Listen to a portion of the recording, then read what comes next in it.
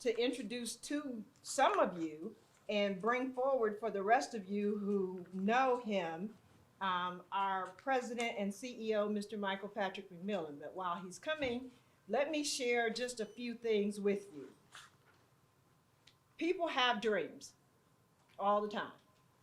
People make plans all the time.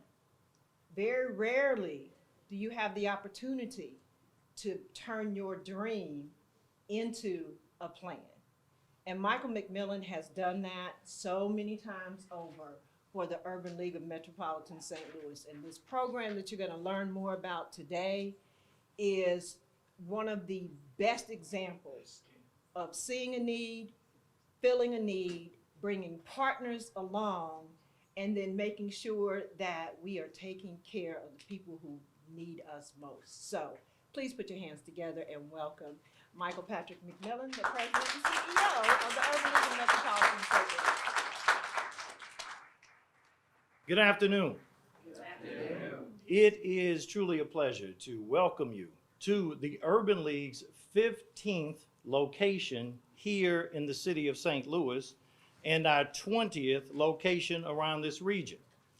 Today is a historic occasion because not only are we embracing Save Our Sons and Save Our Sisters here in South St. Louis, what we are doing is serving in the intentional purpose of what the Urban League was created to do 112 years ago, as the official bridge between the government, the corporate community, the business community, the African American community, and any person in need in this country.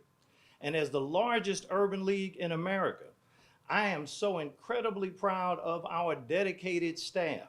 These are 350 of the most competent, qualified, capable, and committed people that you will ever meet.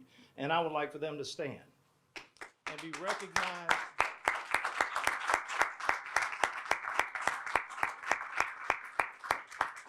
for their hard work, their dedication, their commitment, their loyalty. When you have a program like Save Our Sons and Save Our Sisters, where we find people jobs, those of us who have served in government and those of us who are serving in government know that one will never become wealthy serving in the government. And our staff frequently, because of their commitment to the client base that we have, work to find people better paying jobs than they have. They do this each and every day because they are committed to making sure that our clients live the American dream, and that they then take those resources that they have been able to provide in the form of employment and then couple them with the 59 other programs at the Urban League so that they can have housing, food, daycare, Head Start, and anything that they need to be independent.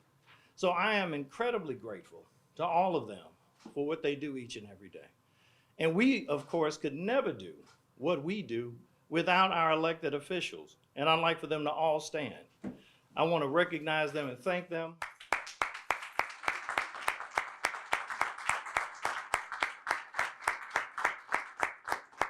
You will hear from each of them, but the Urban League would not be able to serve 150,000 to 200,000 people a year without the strong support, allyship, and partnership of the city, state, and federal governments here in this region. And when you talk about the state government, we are incredibly grateful here in the great state of Missouri to have an excellent relationship with our governor. Just in January, James Clark and I traveled to the State House for the State of the State address. And our governor and his team recognized the Urban League as having put together the best COVID humanitarian relief effort in the state of Missouri. And one of his staff told me there are 50,000 not-for-profits that are incorporated in Missouri, but yet your Urban League led the way. So, again, the staff, thank you for what you do each and every day, making a difference, giving back, helping humanity, and making St. Louis the best that it can be. Join me for one more round of applause for them.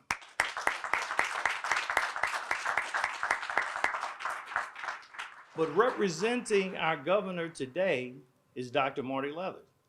I had the pleasure of meeting him with Michael Holmes about 4 years ago.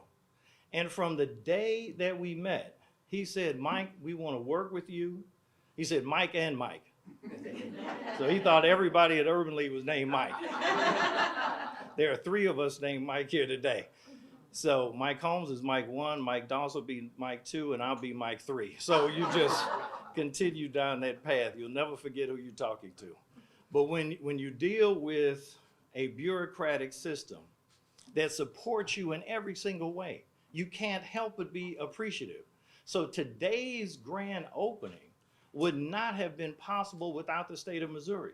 The state of Missouri provided us with the funding so that we could open this center here in South St. Louis to expand on an extremely successful program that has already changed 2,500 lives.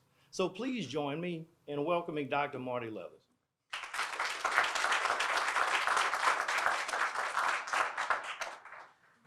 Always hard to follow Michael and appreciate all 3 Michaels and everyone else. I definitely echo the staff. We love working with the Urban League, and you know, we are in the business, unfortunately, of being the state, which sometimes isn't popular, but most times it really is about how do we reduce the bureaucracy as much as we can to actually support and serve citizens across Missouri. And our programs are even more complex because they're federal programs. And so we oversee $144 million that comes to the state of Missouri each year. I have a team of 300 individuals, and we're all federally funded. We're not funded by state general revenue. So we actually work with the Department of Labor to bring these resources into Missouri each year so that we can partner with communities and citizens to help make impact and make difference. You know, I'm often asked, you know, what is it that workforce development does? What are you guys focused on? And certainly it has changed over, you know, the last number of decades, but we're steadfast every day about being focused on 2 things. We're here to help Missourians go to work and help Missourians stay in work. No other agency or organization in the state of Missouri exemplifies that more than the Urban League of St. Louis. Our partnership with the Urban League has been a terrific partnership in that we get thought leadership. We learn from them. They're a great advisor to myself and my staff. Michael Holmes and Michael McMillan all the time are providing us with an understanding of what we can do to help the community. You know, when we were presented with this idea, it was a no-brainer, right? We know there's pockets of this state that we cannot reach, that we cannot connect to, that we cannot serve. And if we rely only on our staff, our 300 or some odd Missourians, or only rely on those that are funded with some federal workforce dollars, we can't get out there enough. You know, we serve about 80,000 Missourians a year, and what we see is the Urban League does double that, triple that, depending on which way you look at the community. And so we are just proud and honored and frankly humbled to partner with the Urban League on a project like this. This is one project. We are excited to have 2 more in the pipeline. And we see this as a way for us to do the right thing with our tax dollars, our federal resources that come to the state to serve individuals, to help those individuals go to work and stay in work. So we're just proud to be a part of this. Congratulations, and thank you so much for the opportunity to be here today. Thank you, Doctor. It is now my privilege and honor to bring forth a history maker in her own right. I have had the privilege of knowing her for 30 plus years, and I have seen her rise through the ranks as a committee woman, as a state rep, as the first African-American female treasurer of the city of St. Louis, and the first African-American female mayor of the city of St. Louis, the Honorable Tishaura O. And within the context of each and every office that she has ever held, and before she held office, she has always been steadfast in her commitment to fighting for St. Louis, to fighting for women, to fighting for Black people, and fighting for all people so that we all have a seat at the table so that we can live the American dream together. The city of St. Louis supports Save Our Sons, and we are inextricably tied together with the city between the Urban League in terms of all of the things that we work together on in order to help the citizens of this great city. And as I mentioned, this is location number 15, and we have a couple more surprises for you between now and Black History Month, because there's that much need for stability, development, and making a difference in St. Louis. and we are grateful to be your partner. The Mayor of St. Louis, the Honorable Tishaura Jones. Thank you, Michael, for that wonderful introduction. And yes, it's great to have such a wonderful community partner in the Urban League. It makes my job as mayor a lot easier. And I'm excited to join everyone here today on the grand opening of the new Save Our Sons and Save Our Daughters location in Benton Park West. Creating opportunities for working people to thrive with good paying jobs is one of the most important ways to make our city safer and stronger across neighborhoods and across racial lines. There's no doubt people are less likely to pick up a gun if they're picking up a paycheck. People want to work, but sometimes they don't feel like they have the right skills. So we need to get people the skills and, as I see on the other side of this wall, in the wardrobe that they need to succeed and connect them to the opportunities that fit them the best. Through Save Our Sons, participants learn how to find a job, how to keep a job, how to get promoted, how to remain marketable, and all that in the workforce. These are essential life skills for anyone looking to get a leg up. This is especially true for our young men and our young women of color who are still facing obstacles getting into the workforce. When I think about the positive impact this program will have on our neighborhoods, I think about the students in our schools who tell me about their goals and their future careers. I think about my own son who just turned 15 and is trying to figure out what he wants to do when he grows up other than be an NBA player. The Urban League expects this South City location to serve hundreds of St. Louisans per year. That's hundreds of families who will get connected with the skills and jobs they need to support their families. And the work done by the Urban League of Greater St. Louis at this location will help connect hundreds of St. Louis working families to better jobs and better opportunities. So we appreciate Director Dr. Marty Leathers as the state and the state's partnership on this project. And thank you to our State House and State Senate delegation for securing funds for this expansion. Thank you all and God bless.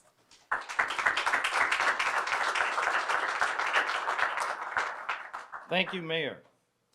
I have also had the privilege and honor of knowing our next speaker since we went to college together. And the person that you see now, who is a fighter for those who do not have a voice in Jeff City, is the same person that I went to college with. She was always dedicated to making a difference, helping to do whatever she could for whoever was in need, and for advocating and learning the legislative process to the degree that it then can yield results for the people that she represents. And so it has been a privilege and an honor to see my dear friend, Senator Carla May, to rise through the ranks, to do any and everything that she can for as many as she can. And I will just put a teaser out to our friends in the press who are here that we appreciate and thank so much for everything you do with us all the time. We have a couple of very significant announcements and ribbon cuttings that we will be inviting you to for some very historic things that you have never seen before at the Urban League and in partnership with the state. And those things are a direct result of the hard work, dedication, determination, and consistent voice for the Urban League and this city that Senator Carla May has provided. Senator Carla May.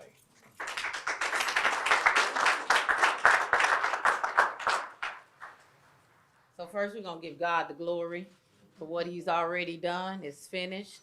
And I want everybody to give Michael Patrick McMillan a hand because for his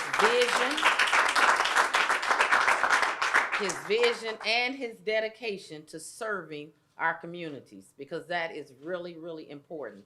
I am so excited to be here.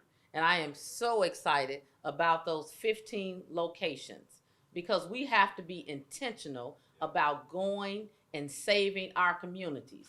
And the way you save our communities and empower individuals is to give them hope. And the way you give them hope is to give them a position, a job, but you also give them the confidence to go into that interview and get the job by putting them in the right clothing and educating them on what they need to say. Those are the things that this Urban League, Save Our Sons and Daughter, is doing in our community. And this is what it takes. If you want to reduce crime, you have to reduce poverty. And in order to reduce poverty, we need Save Our Sons, because we have to be intentional about going out into community to get these individuals and making those offers to them. People, you would think that people will know these resources are available. They don't know. That's why this is so successful. This model and going out into the community to get the people is so successful because the need is great. So I want to thank you. You know, they always say, you know, the laborers are few, but the harvest is plentiful. Yes. Remember that.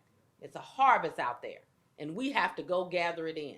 So I want to thank everybody and everything that is connected to helping Urban League and Michael McMillan achieve this goal. You are doing an honorable thing, and God is going to be pleased, and you're going to be blessed. And thank you, Marty, for being here and doing this connection. Thank you so much. Thank you, Senator. And not as though all of us didn't, but of course you can tell that Senator Carla May came up in church. Yeah, so, I've had the privilege of knowing our next speaker, whom we happen to be in his legislative district since he was a young attorney. And having known his family for many decades, I previously, in my much younger life, when I was 25, had the opportunity to be the alderman of the 19th Ward, which is to the north of here. And his uncle was the previous alderman of the 19th Ward many years before that, from 1977 through 1985. And we now currently sit in our regional headquarters at Martin Luther King and Kings Highway, the Victor Roberts building, based on a partnership and a collaboration that we have been able to work out with their family in terms of purchasing that building. For those of you who are 40 and up, it's the old Sears building. And for those of you who don't know what Sears and Roebuck is, it's like going to Amazon in a store, right? So we thank Senator Roberts for being an advocate and ally for the Urban League and our programs, and we are honored to open this location in his district. Senator Roberts.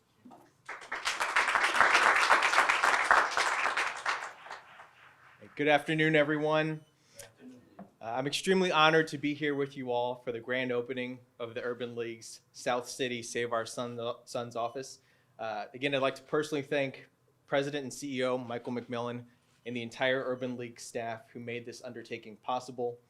My office has and will always treasure the strong relationship between the Urban League, and I will always keep my door open. The Save Our Sons program addresses some of our most socioeconomically disadvantaged young men of color. And despite progress, we still fall behind in terms of education, which leads to less opportunity in the future. When addressed, this increases the risk of a tragic cycle of problems, from disproportionate incarceration rates and further generational inequality. Through Save Our Sons workshop training, education, and career skills, we can empower young men with more opportunities to find good jobs and dignified wages. And the formula works. 99% of Save Our Sons graduates go on to find jobs and retain them. 1/3 of participants are between the ages of 17 and 21, critical stages in life. And with this new office, the outstanding work the Urban League Save Our Sons program will reach even more young men who, with little opportunity, can go on to empower themselves, their families, and their communities. You know, I remember not too long ago, a young man was bagging my groceries at Schnucks, and he told me once he finished his welding program, he was going to have a starting salary at over $80,000 a year. That's more money than I was making coming out of law school. And a lot of folks just aren't aware of the skilled labor opportunities we have in this city and in this state. And most importantly, through the work that Save Our Sons is doing. You'll always have an ally in Jefferson City, many allies. And I'm here whenever I can be of service, and I look forward to rooting for your continued success. Thank you. Thank you, Senator.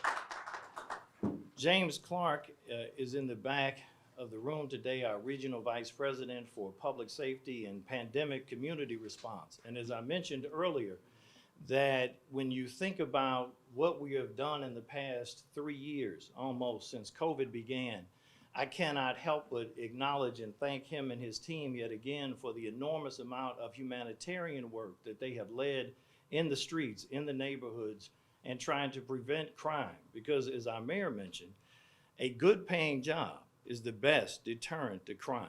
But we also have to be intentional about going into the neighborhoods that have the highest rates of crime and making sure that we do everything that we can to give the people in those communities the resources they need so that they can live the type of lives that we have been blessed to live. Because were it not for the help that we have received, we could have been one of those very same people. But James and I recently were having a conversation the other day because we met when I was in high school, and James is just a couple years ahead of me. And we were saying, you know, we are encouraged by some of the young leaders that are emerging that want to make a difference, that want to give back, that want to carry on the tradition that we started when we were in high school, when we were standing on the shoulders of giants that were there before us. And it is now our time to try to empower and embolden them so that they can grow and be the successes personally and professionally that we want them to be. And our next speaker is one of them, Representative Rasheen Aldridge. Thank you for your service. Thank you for being here. Thank you for your commitment. Absolutely, thank you. Good afternoon. First off, I want to say thank Mike McMillan for allowing me to be here and that wonderful introduction.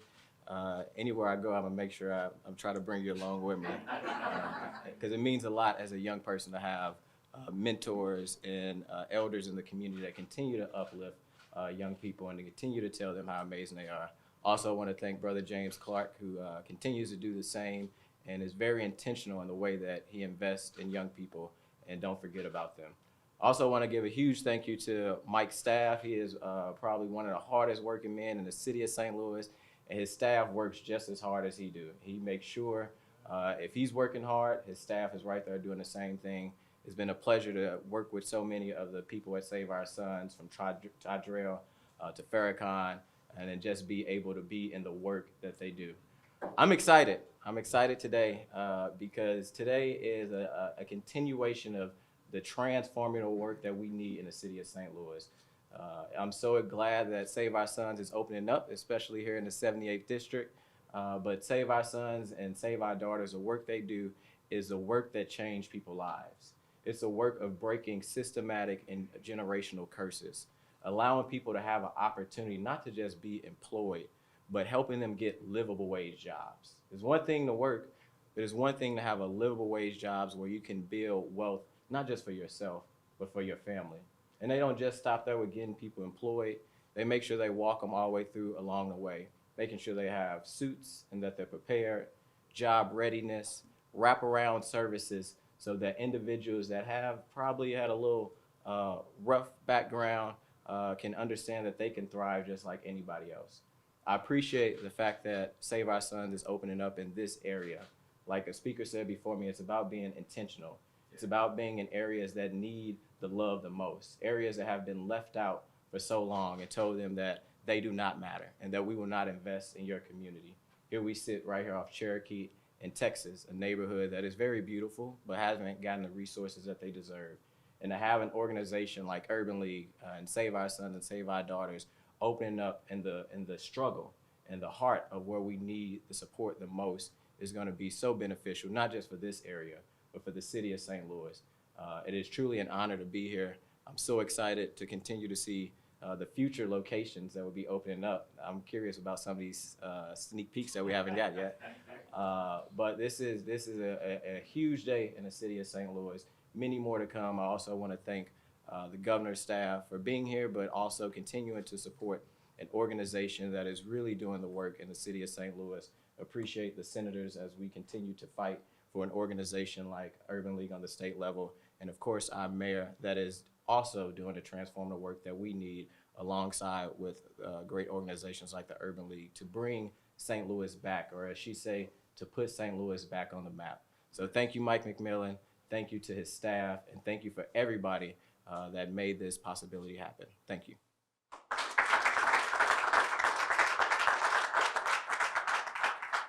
Thank you, Rasheen. Rasheen is so committed to making sure that our staff are working harder and harder that he had just introduced a bill to abolish vacation in the state of Missouri.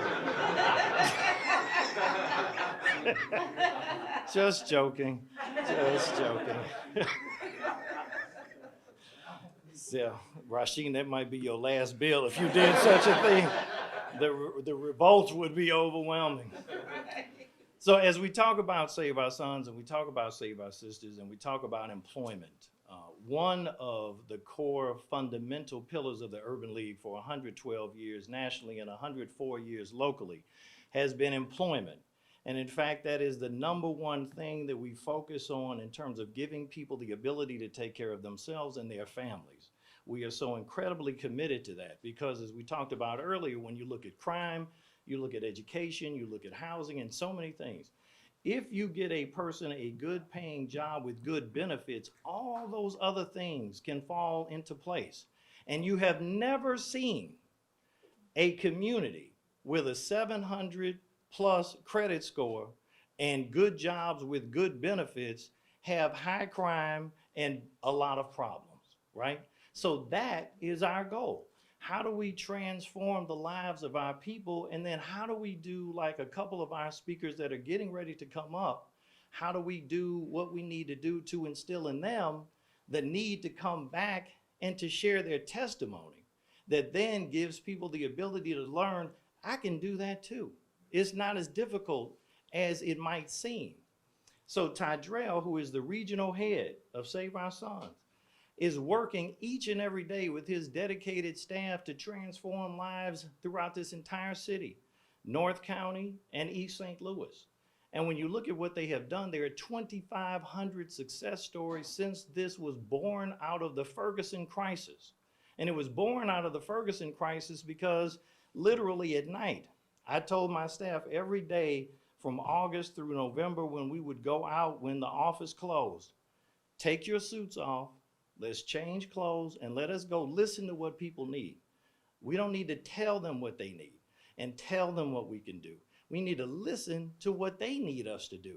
And literally every single young man said, I need you to hire me at the Urban League or get me a job because you got my parents their first job. Because the Urban League locally and nationally has placed more Black people in jobs than any organization in the United States. But we also place anyone in a job that comes through our doors. And that is what we're going to do here at this center. And that is what is going to be done under the leadership of our next speaker, Mr. Tydrell Stevens.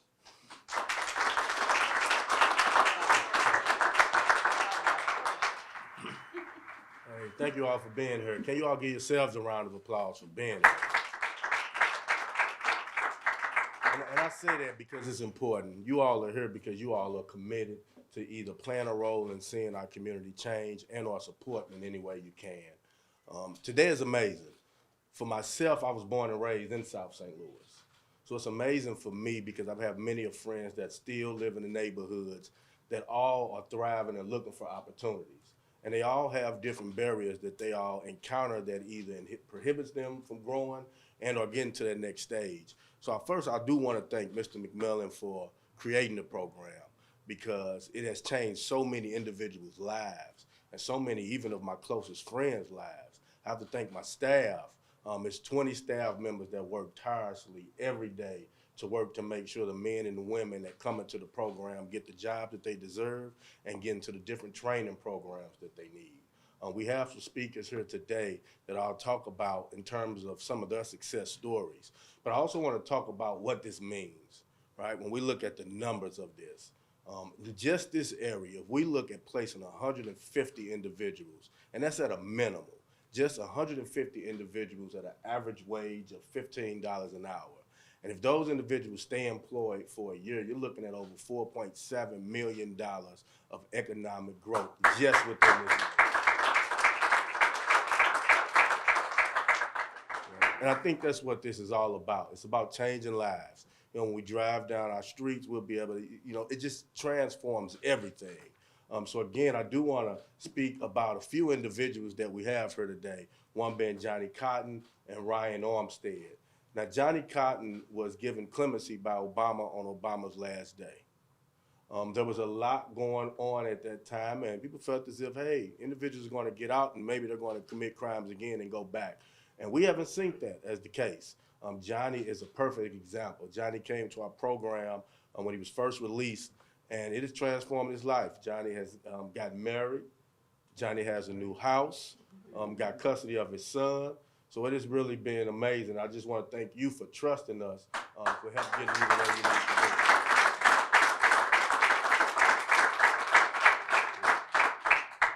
And when we talk about the other wraparound services that we have here at the Urban League, one of the unique things we have is our core and housing program.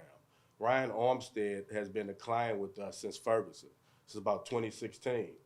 He's been doing very great, and through COVID, he fell on hard times, lost his home, lost a lot of things. We were able to help him because through the program, it's just not a one-off. You come back and visit. We have clients that come back and visit daily, yearly, and he is one of them. When he fell on hard times, he came to see us again and said, I need you all's help.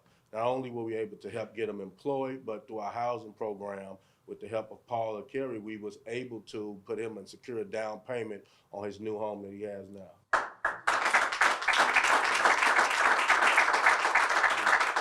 So again, I just want to thank you all for being here. Thank Michael Holmes for working hard and tirelessly with the state of Missouri to make this a dream come true. And I cannot forget one of our original staff members. He is now leading our Federation of Block Units, Mr. Farrakhan Shigad. So again, thank you all for being here, and we look forward to doing some amazing work.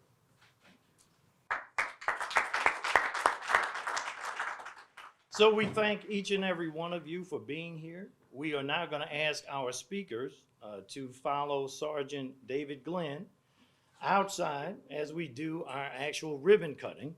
And then after that, we have some reception, some food in the back and some other things that we wish to give. And there's a packet for each of our speakers that participated in today's program. As we conclude, we have talked a lot about Save Our Sons, but we did not acknowledge, and I want to make sure that she stands, Linda Robinson, the head of Save Our Sisters, who is here today.